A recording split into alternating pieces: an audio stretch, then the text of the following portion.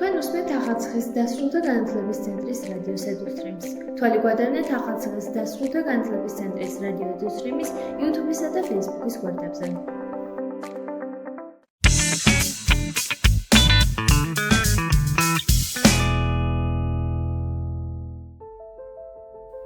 დღევანდელ გადაცემაში მოისმენთ რუბრიკას გაიცანი მესხეთი.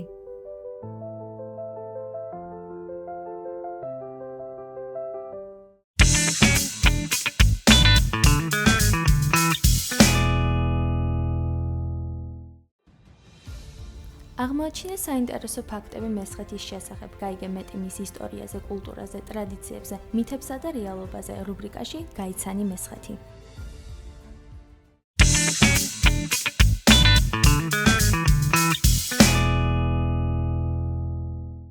მოგესალმებით, ეთერშია გადაცემა გაიცანი მესხეთი, მე ნანა ყავრელიშვილი ვარ. დღევანდელი ჩემი გადაცემის სტუმარი გახლავთ ჩემი კოლეგა თაკო ფეიქრიშვილი. ძალიან მიხარია, რომ დღეს აქ არის ჩემთან სტუდიაში და საკმაოდ საინტერესო ფაქტებზე უნდა ვისაუბროთ. დაახლოებით 2 წლის წინ მან გადაიღო სტამბულში ქართულ კათოლიკეთა სავანის შესახებ დოკუმენტური ფილმი, სადაც იმდენად მნიშვნელოვან საინტერესო ფაქტებზე გვიყვება, რაც უშუალოდ ჩვენი მესხეთის ისტორიას უკავშირდება. ეს სავანე არ იყო მხოლოდ კათოლიკური, ასე ვთქვათ, მონასტერი, ეს იყო ერთგვარად სასწავლებელი, სადაც არა მარტო საგანმანათლებლო მიმართულებით ფუნქციონირებდა, არამედ ქართველ მაცხოვრებლებს, ასე ვთქვათ, ქართულ ეროვნულ ღირებულებებს უღუვებდნენ. საკმაოდ საინტერესოა, რომ მე პირველად ვნახე ეს ფილმი და ძალიან დიდი ემოცია წამოვიდა ჩემში. საკმაოდ საინტერესო ფაქტებზე გვიყვები. დიდი მადლობა, რომ ხარ ჩემი გადაცემის სტუმარი და მაქვს საშუალება, რომ უფრო დეტალურად მოგვიყვე ამ ფილმის შესახებ, არა მარტო როგორც ისტორია, არამედ შენ როგორც ჟურნალისტმა გაგვიზიარო შენი ემოციები, რას ნიშნავს, როდესაც ერთია ისმენ ისტორიკოსებისგან გარკვეულ ფაქტებს და მეორეა ჩადიხარ და იქ არსებულ რეალობას აცოცხლებ და თავად ხდები ამ რეალობის გამცოცხლებელი ჩვენთვის, ჩვეულებრივი, ასე ვთქვათ, მესხეთში მცხოვრები მოსახლეობისთვის. დიდი მადლობა დაპატიჟებისთვის, მივესალმები თქვენს მსმენელსა და მაყურებელს. ეს ფილმი კათოლიკეთა სავანი სტამბულში 2023 წელს კათოლიკ ჯის გვერდისთვის გადავიღეთ. ეს არის დოკუმენტური ფილმი და ეკუთვნის კათოლიკ ჯის, თუმცა თქვენ შეგიძლიათ შემდეგ უკვე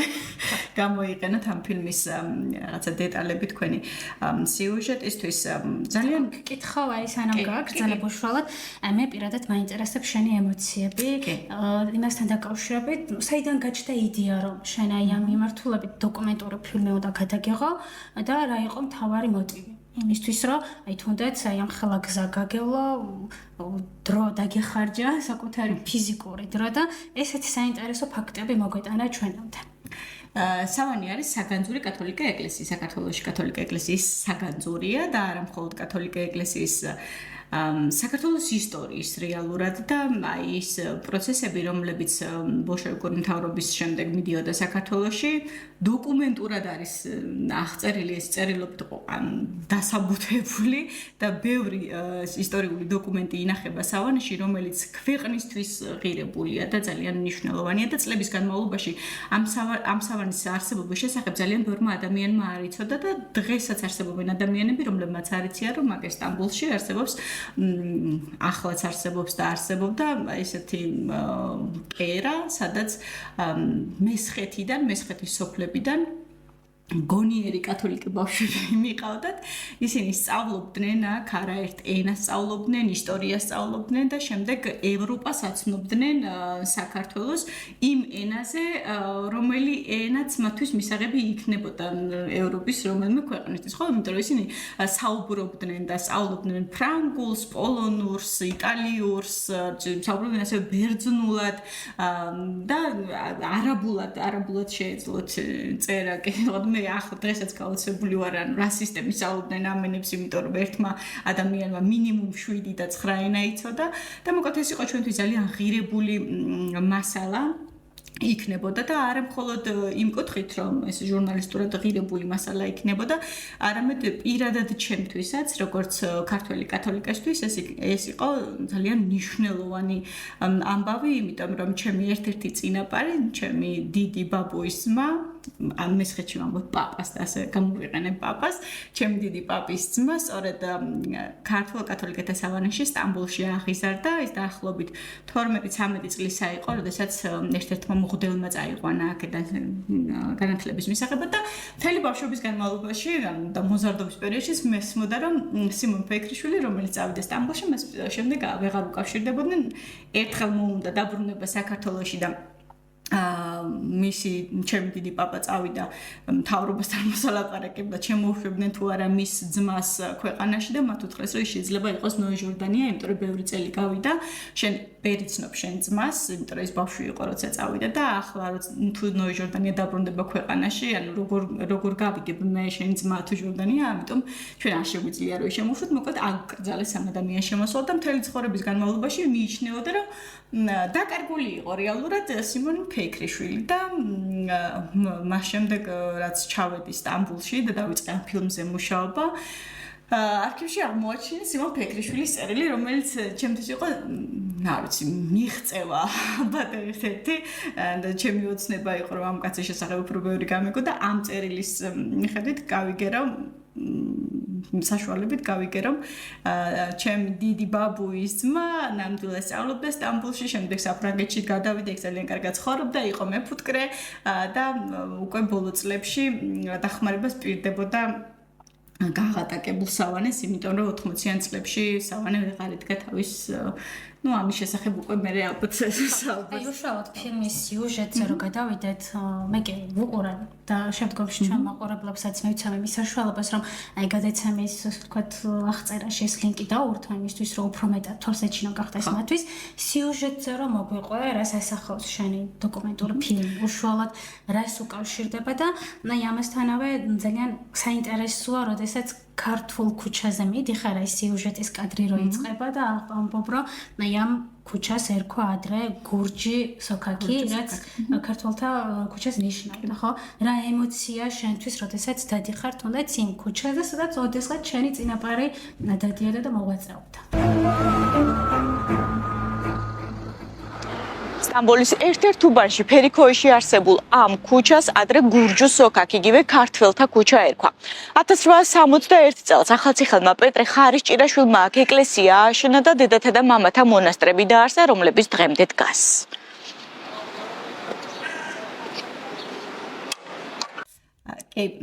ფილმსაც ასე ვიწყებ, როგორც მახსოვს, გურჯუ სოქაკ ქართველთა ქუჩა, ასე ქვია იმ ქუჩას, სადაც პეტრე ხარისჭირაშვილმა 1861 წელს დაარსა ეს სტამბოლის სავანე მეთქი და სხვათა შორის უბანს ქვია ფერიქოი და ანგელოზთა სოფელია და რაღაც ჩემთვის ყოველთვის რაღაც სიმბოლური იყო და ღირებული იყო ეს სახელწოდებები, რაც რაღაცნაირად საქართველოს უკავშირდებოდა და პატარა საქართველოს დიდ სტამბოლში იმ პერიოდში და სხვათა შორის თუ დოკუმენტებში ცოტა უფრო ღრმად დავიწყებთ ქექვას აღმოჩნდა, რომ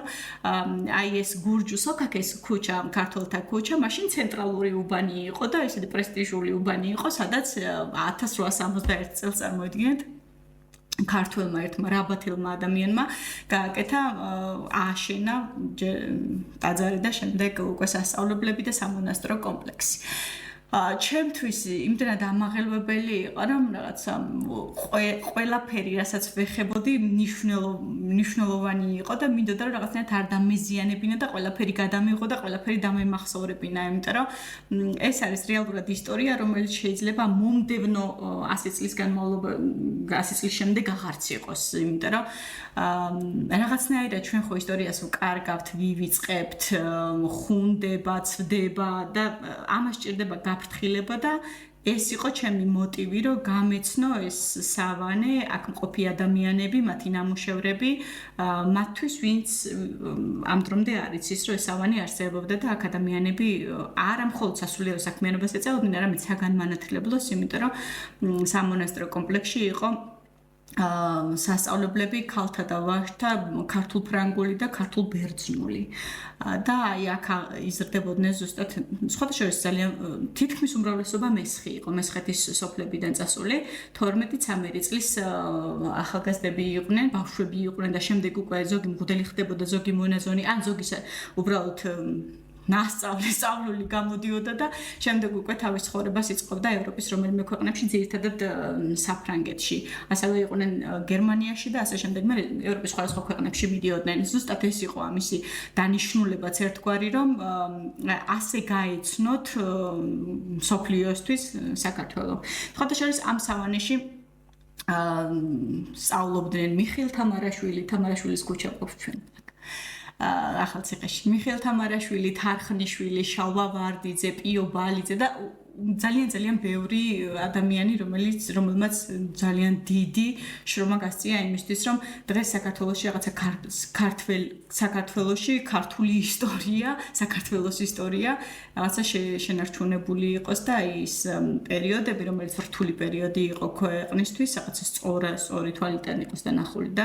ძალიან ბევრი წერილი ინახება, ძალიან ბევრი მიუხედავად იმისა, რომ იკვლიეს სავანეში დაცული დოკუმენტები, ჯერ კიდევ ძალიან ბევრი კვლევა საჭიროებს და ძალიან ბევრი მასალა აქვს. ხო, შენ სიუჟეტში გყავს არაერთი ისტორიკოსი, რომლებიც ასევე გვიყვებიან ისტორიას და ახსენე, რომ პეტრე ხარისჭირაშვილი ამოხსენებული, მიხეილ თამარაშვილი, ასევე პავლე ზაზაძესაც ხო, თითოეული მათგანის როლი რა იყო, ესე უშუალოდ ამ სავანესთან დაკავშირებით, გარდა იმისა, რომ სასულიერო სასწავლებელი იყო. კი, პეტრე ხარისჭირაშვილი აუცილებლად უნდა ვახსენოთ, იმიტომ რომ ეს იყო ადამიანი ზუსტად რომელმაც გადაწყვიტა, რომ უნდა გაეშენებინა სტამბოლში ეს სავანე. იმ პერიოდში, ანუ მესხეთში არ იყო კარგი მდგომარეობა, ოსმალეთის დაპყრობის ქვეშ იყო. და რაღაცნაირად ძალიან შევიწროვდნენ ვინც გამოსვლიან და ვინც არა და კათოლიკეები იყო 1855 წელს რუსეთის მეფის მთავრობა მიიღო გადაწყვეტილება რომ აქედან უნდა გაეძევებინა კათოლიკე მისიონერები ამიტომ რაღაცნაირად კათოლიკე მოსახლეობა დარჩა მღვდლების გარეშე და მოხდა მათი შევიწროვება ჩვენ ვიცით რომ სომხურად ხდებოდა მათი გვარების ჩაწერა სომხურ ტიპიკონზე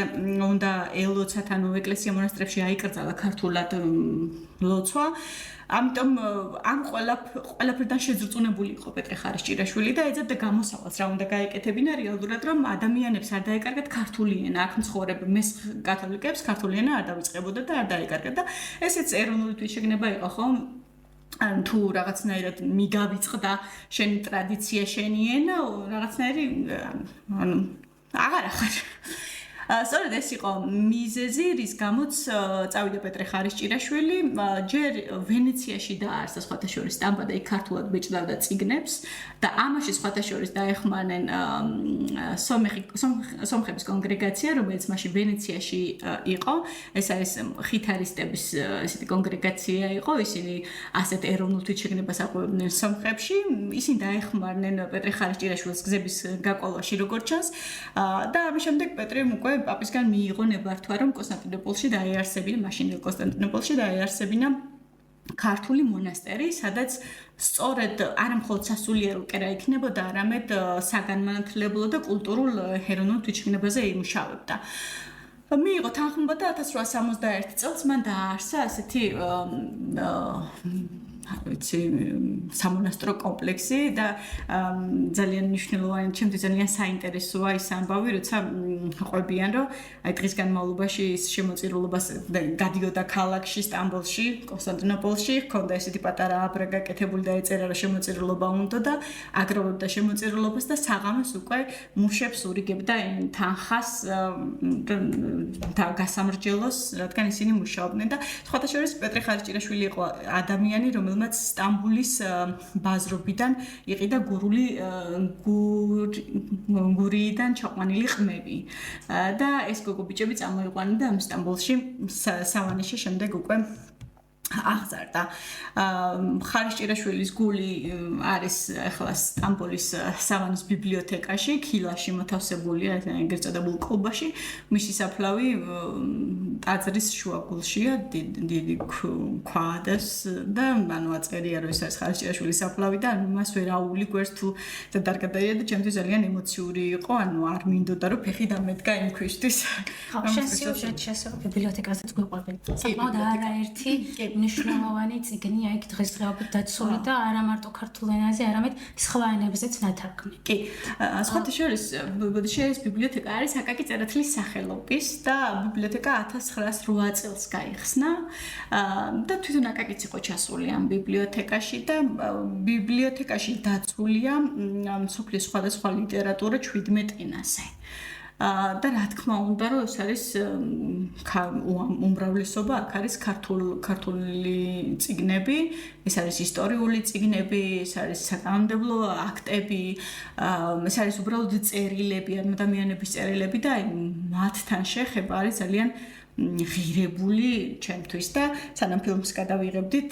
ერთი წლით ადრე მე ჩემ მეგობრებთან ერთად, ჩემს კათოლიკე მეგობრებთან ერთად ჩასულები ვიყავით და მოხდა ისე რომ კეთილი განწყობით მოგვიწია ჩასვლა რაღაც იმ საცავში, სადაც იყო მღვდლების წერილები დაცული და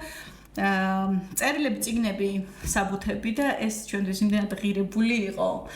რომ ყველაფერს ვიმახსოვრებდით, ყველაფერს ვიღებდით, რაღაცა ვეუბნებოდით, ეს თუ გადაიღე, ეხლა მე ამას გადავიღებ და კი არის ისე უნდა გამოგვეყენებინა მე ჟურნალისტი ვარ და შეიძლება რაღაცები გამოვიყენო ახლა, მაგრამ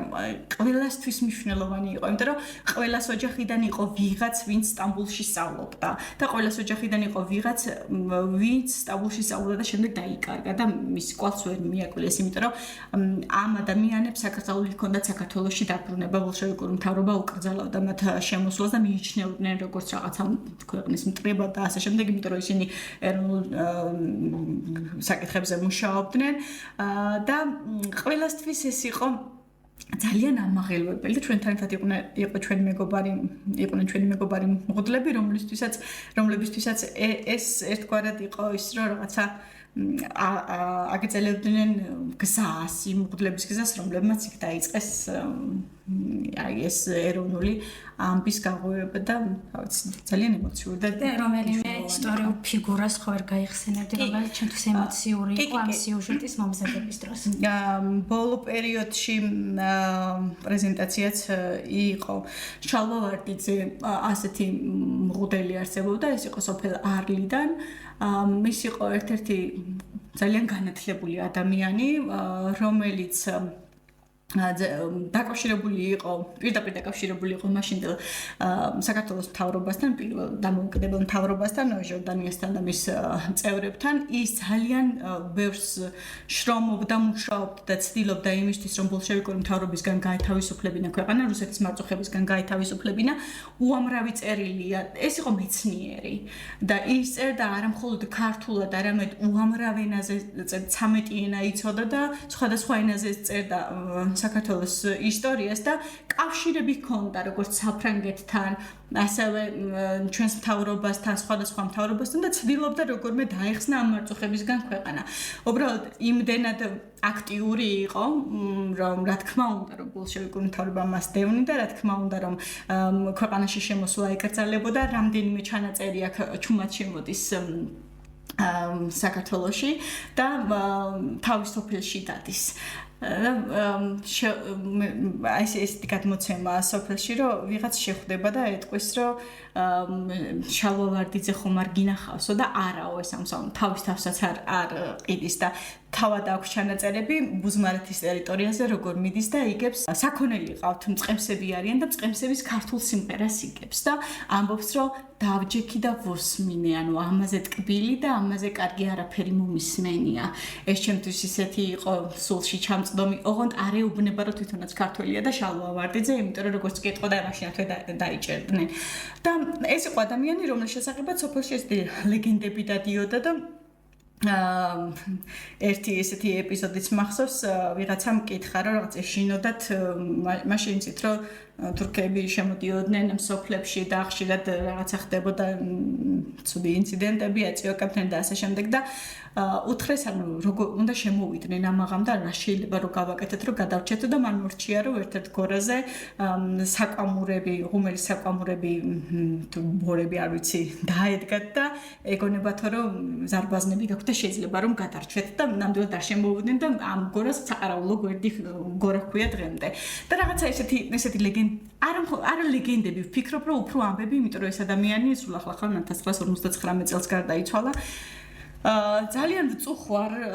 რომ მის საფლავს დღემდე ვერ მივაგენით, იმიტომ რომ ყველა წერილში და ის იყო ასევე პოეტიც და ყველა ლექსში სურვილი აქვს რომ დაბრუნდეს საქართველოში და ამბობს რომ თუ ჩემი სხეული არა რაღაცა ჩემი ფერფლი მაინც გადააყარეთ ამ ჩემ ქვეყნის მიწას და ისე მოხდა რომ ვერ ეღირსა დაბრუნებაზე ის კი არა მისი საფლავიც ვერ ვნახეთ იმიტომ რომ ბოლოს ლიბანში აღესრულა როგორც ჩანს იქ უნივერსიტეტში ასწავლიდა და სადაც დაასაფლავეს რაღაცა საერთო ძმათა სასაფლაოზე შემდეგ ამ სასაფლაოზე გზა გავიდა და მისი საფლავი რეალურად დაუკარგეთ უბრალოდ ვიცით რომ იგი იყო დაკრძალული მაგრამ ძალიან ბევრი ხნის განმავლობაში და ბოლოს ხალბატონმა ნატომ ისტორიკოს ტოყრუაშვილმა წიგნი დაწერა და ისე დაწერა წიგნი და ისე დაიბეჭდა ეს წიგნი რომ მაშინაც კი არ იცოდა ხალბატონმა ნატომ რომ იქ იყო დაკრძალული შალვარდიძე იმიტომ რომ მისი საფლავი დაკარგული იყო და სანამ წიგნი გამოქვეყნდებოდა თუ წიგნის გამოქვეყნების შემდეგ უკვე დაბეჭდის შემდეგ უკვე გააჟღერა საელჩომ რომ შალვარდიძის საფლავი შესაძლებელია ყოფილიყო იქ, სადაც გზა გავიდა და დაიკარგა. მოკლედ ეს იყო ძალიან მნიშვნელოვანი პიროვნება. ახლა სიუჟეტში ასევე ხვდებით ლორდი ღვთისმშობლის ტაძარში შეგიხარ და აი ქართულ წარწერას კითხულობ. თუ გაიხსენებ რა ეწერა იქ და შემთხვევით რამდენად ემოციური იყო, როდესაც უცხო მიწაზე ხვდები ქართულ წარწერას. ესეთი წარწერა მარიამ ღვთისმშობელო იბერიის მოციქულო მე ვხმეყავ ჩვენ მცოდვილთა ქართველთა. ეს არის ერთი წარწერა, რომელიც არის ლორდის ღვთისმშობლის გამოსახულების ძირში და მხოლოდ ქართული წარწერა, მხოლოდ აქ არ არის ეს ქართული წარწერა, როგორც კი შეაღებ ჭიშკარს, ეზოს ჭიშკარს, ხელმარჯვნივ ასევე ქართული წარწერა გვხვდება. ტაძარში რომ შედიხარ, დიდი ქართული წარწერები გვხვდება, ვინ იყვნენ ამ ტაძრის წინამძღვრები, ასევე პეტრე ხარისჭიაშვილის საფლავზე ქართული წარწერა და სხვათა შორის საკურთხეველთან არის ორი დიდი ხატი, წმინდა ნინოს ხატია ეს და წმინდა ანდრია მოციქულის. ქართველი მხატვრების შესრულებით. ეს არის იაკობ ნიკოლაძის შესრულებით, მე რამდენადაც მახსოვს, მისი შესრულებით არის ეს ორივე ხატი და არა მხოლოდ ეს ორი ხატი, ძალიან ბევრი თვითონ წეგან საუბრობდი შალვარდიძის სურათებიც კი აქვს ნიკოლაძის დახატული და იქ აბსოლუტურად ქართული გარემოა, ანუ იქ ვერ იტყვი რომ რაღაცა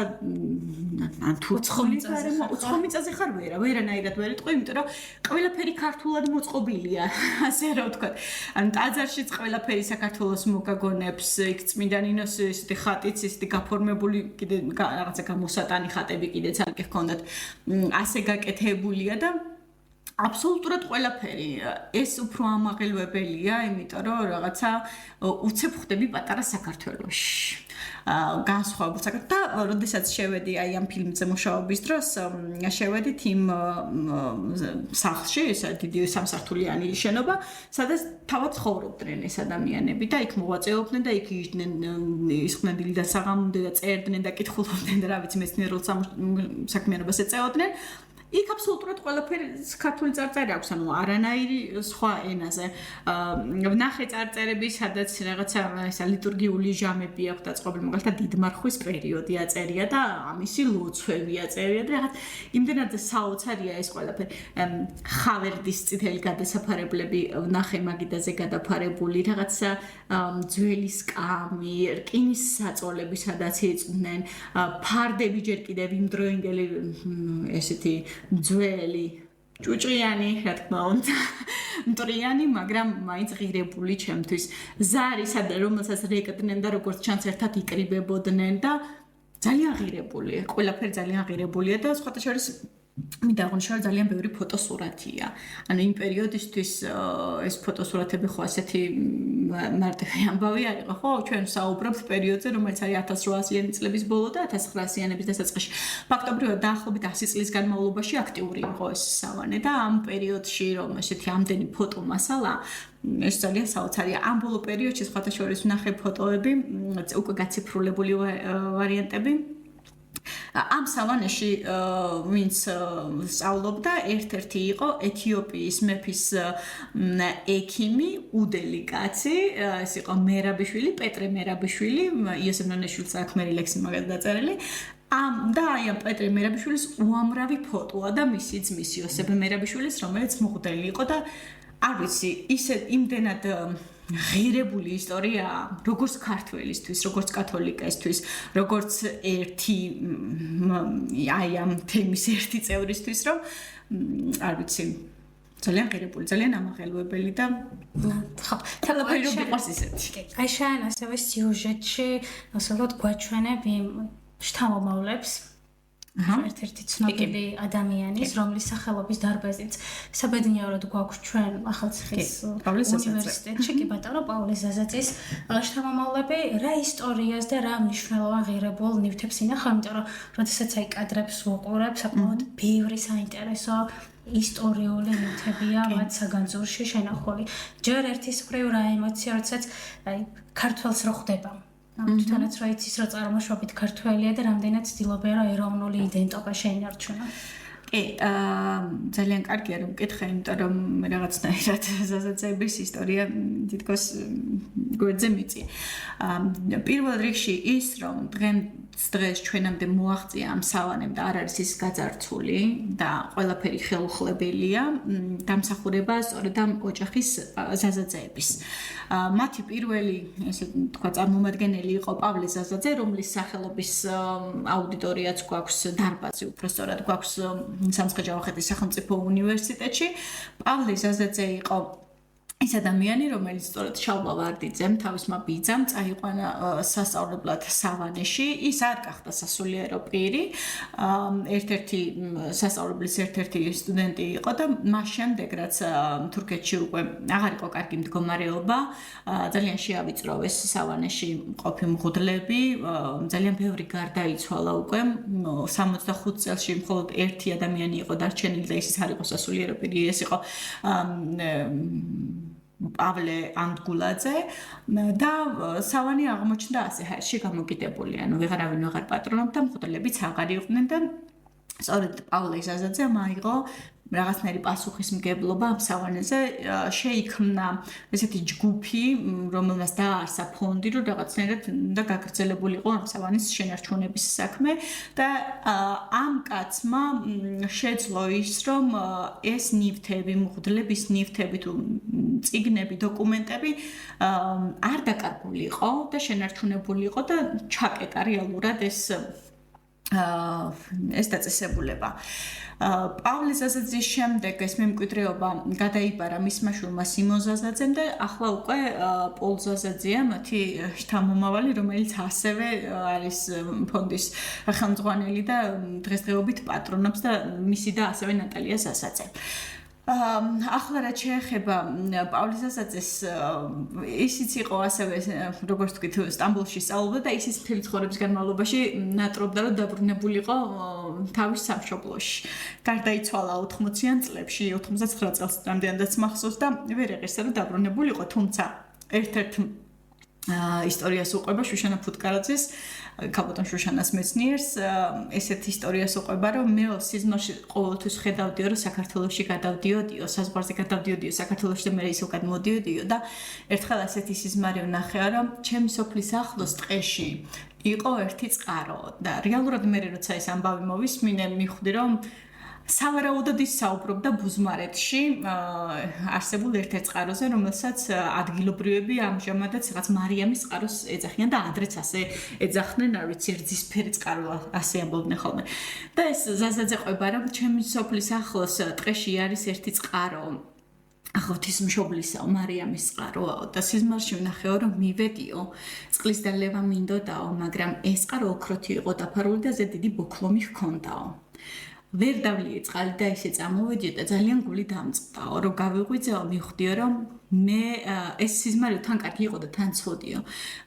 ოქროთი დაფარული ეს წყარო ნიშნავს, რომ ჩემ ქვეყანა როდესღაც კარგად იქნება, მაგრამ დრო სჭირდებაო, მაგრამ მე რო წყალი ვერ დავლიე, იმას ნიშნავს, რომ მე ვეღარ დავბრუნდებიო და ანუ მართლაც ასე მოხდა. ის გარდაიცვალა 99 წელში და ძალიან კარგია, რომ მისი საქმიანობა ერთგვარად გააგრძელა მისმა შვილმა სიმონმა. და დღეს როცა ხვდები მაგალითად ნატალიას და პოლს, ისინი კარგად ვერ საუბრობენ ქართულად, მაგრამ მათი ქართული სული ძალიან მარტივად იგრძნობა, იმიტომ რომ დღემდე ცდილობენ რომ რაღაცნაირად კეთილი განწყობა ჰქონდეთ, როცა მიდიხარ საქართველოდან, განახო ყველაფერი, შეგიყვანო ბიბლიოთეკაში, გესაუბრონ და ყოველთვის მზად არიან დასახმარებლად და ისინი ყოველ კვირას ესწრებიან წმიდა წირვას აი ამ სტამბოლის სავანეში, მიუხედავად იმისა, რომ დღეს ქართველი მღვდელი იქ ვერ არის, იმიტომ რომ სხვა პირობა აქ თურქეთის სახელმწიფოს თურქეთის შემადგენლობაშია, ეს ეკლესია დაქვემდებარებაშია და სხვადასხვა პირობა აქ იქ ახლა მოღვაწეობენ სტიგმატენთა კონგრეგაციის მღვდლები და ისინი სასაცილოების ოჯახი მაინც ყოველ კვირას მიდის და ესწრება წირვას ფრანგიდე დაყავთ და ქართულადაც საუბრობენ, ფრანგულადაც, თურქულადაც, ინგლისურადაც, თურქულადაც მე მოხდებით აუცილებლად ესტუმრად, იმიტომ რომ მათ გარეშე რეალურად სავანის ნახვა ისეთია, ისტორიასაც მოგიყვებია. თაკო ძალიან დიდი მადლობა რა ესეთი საინტერესო ფაქტები გაგვიზია არა შენ არა მარტო ფილმის სიუჟეტზე არამედ იმდენად სხვა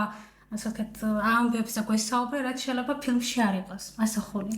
იმიტომ მადლობა რომ ესეთი საინტერესო რესპონდენტი იყავი და ჩვენ მსმენელებს გაუზიარა ის გამოცდილება და ის ემოციები რაც უშუალოდ ფილმის გადაღების დროს იგრძენი. მადლობა თქვენ, იმიტომ რომ მომიცა საშუალება ამაზე სასაუბრად, კი ფილმში ანუ ყველაფერზე ვერ ვისაუბრებთ, მით უმეტეს ამბებზე, იმიტომ რომ ქრონომეტრაჟი არ გვაძლევს ამის საშუალებას. ახლაც ვერ შევძელი ყველაფერი ამომწურულად მე თქვა, იმიტომ რომ ეს არის 100 წლიანი ისტორია და უამრავი ადამიანის სახელი და გვარი უნდა მოიხსენიო ალბათ როცა საუბრობ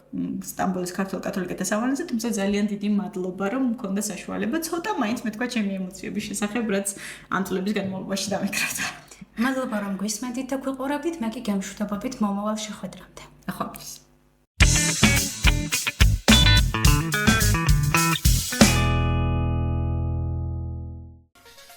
გადაცემა მომზადებულია ახალწლის დასრულთა განათლების ცენტრის მიერ პროექტის რადიოს ზარის ფარგლებში. რადიო ფუნქციონირებს გერმანიის საგარეო საქმეთა სამინისტროსა და დილების საერთაშორისო მხარდაჭერით. თვალე გვადევნეთ ახალწლის დასრულთა განათლების ცენტრის რადიო უსტრიმის YouTube-სა და Facebook-ის გვერდებზე.